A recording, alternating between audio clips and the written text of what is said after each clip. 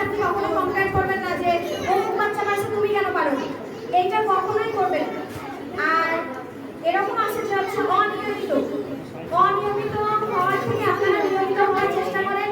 আমরা ক্লাসে যেগুলো করাই সেগুলোই কিন্তু আমরা পরীক্ষার সময় দেওয়ার চেষ্টা করি এবং এই জন্য বাচ্চাদের ক্লাসে আসে, ক্লাসে কিন্তু ওদের 80% পড়া কিন্তু হয়ে যায়।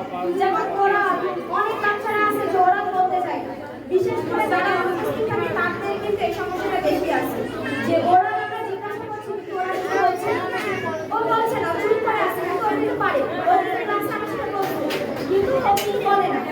এই ক্ষেত্রে আপনারা বাচ্চাদেরকে নিয়মিত নিয়ে আসেন না এবং কেউ কোনো বাচ্চার এই রেজাল্ট নিয়ে কখনো কারোর সাথে কম্পেয়ার করবেন না। শুধু আপনি চেষ্টা করবেন আপনার বাচ্চা যেন ইমপ্রুভ করে, আপনার বাচ্চা যেন শিখে নতুন কিছু